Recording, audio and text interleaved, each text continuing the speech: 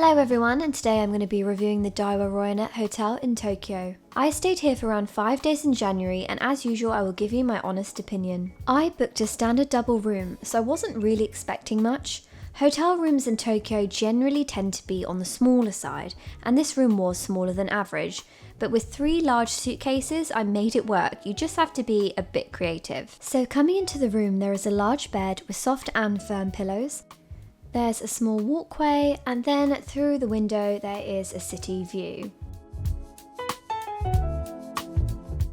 If you want a better idea about space, you can see that I left my very large suitcase on the floor. There is also a desk, which at the moment was very messy as I had just arrived, but underneath the desk there is also a mini fridge. There is also a TV, and underneath in the chest of drawers, every day they will give you a fresh pair of pyjamas, which I just thought was the cutest. There is also a little cupboard that has a kettle in it with tea and coffee. Now going into the bathroom, there is of course a Japanese toilet, and it is a traditional bathroom, so there is a wet room with a bath and a shower.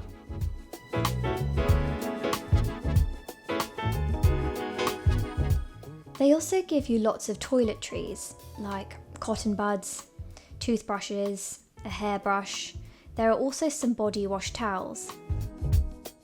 They also give you a fancy smart hairdryer.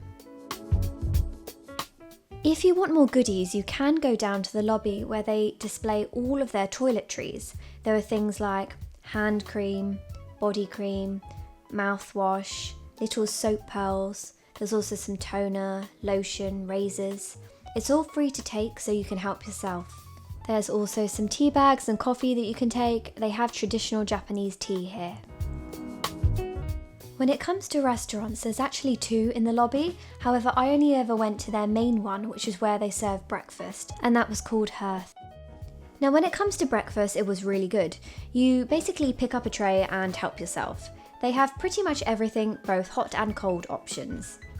They have scrambled eggs, bacon, sausages, vegetables, pastries, but they also do miso soup and a traditional Japanese breakfast if that is what you fancy.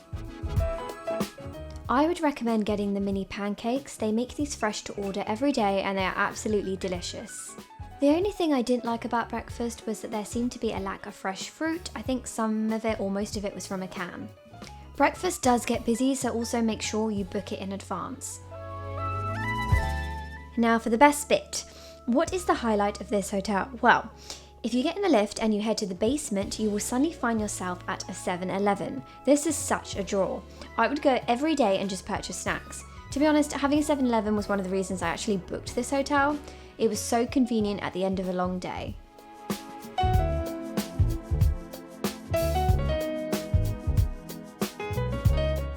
Other amenities that the hotel offers is that on one of the floors they offer vending machines with snacks and drinks.